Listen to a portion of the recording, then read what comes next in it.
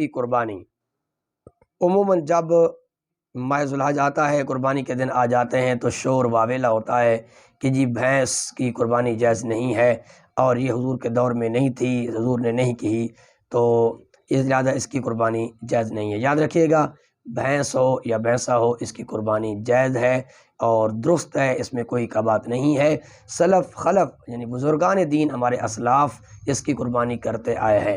اصل یہ ہے کہ بھینس گائے کی ایک جنس ہے، تو جس طرح گائے کی قربانی درست ہے تو اس طرح بھینس کی قربانی بھی کیا ہے، کوئی کبات نہیں ہے، درست ہے۔ المنجد جو لغت کی کتاب ہے اس کے اندر اٹھا لیں تو فرماتے ہیں الجاموس ہو ضرب من کبار البقر داجنن، کہ جو کالی گائے ہوتی ہیں، جاموس یعنی بھینس انہی کی ایک قسم ہے، تو جب جاموس اس کی قسم ہے تو اس کی قربانی کے اندر کون سی کبات ہے، کوئی برا نہیں ہے۔ اسی طرح جو ہے اقوال صحابہ بھی اس پر متعدد موجود ہیں۔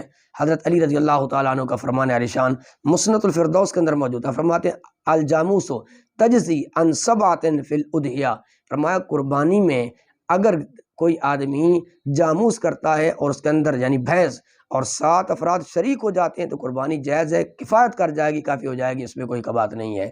ہدایت اور بلکہ قاضی خان کی عبارت ہے، قاضی خان فرماتے ہیں کہ الجاموس نوع من البقر، کہ یہ جو بھینس ہوتی ہے یہ گائے کی ایک قسم ہے۔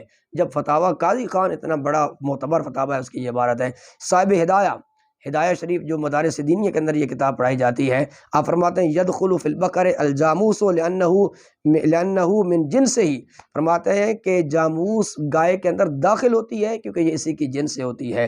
اور فتاویٰ شامی کے اندر جو فقہ کی معتبر کتاب ہے اس کے اندر بھی لکھا ہے والجاموس نوع من البقر، کہ یہ جو بھینس ہوتی ہے یہ بھی گائے کی قسم ہوتی ہے۔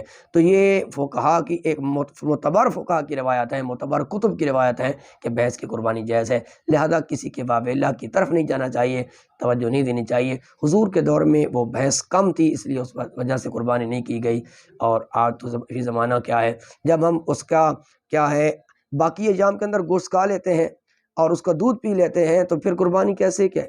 تو ضروری نہیں کہ ہر وہ فعل جو حضور نے کیا ہو تو ہم کیا ہے وہ ہمارے لیے ناجائز ہے، اگر وہ شریعت کے خلاف ہے تو ہم اس کو ناجائز سمجھیں گے۔ واللہ اعلم بالصواب۔ اللہ پاک سمجھنے کی عمل کی توفیق عطا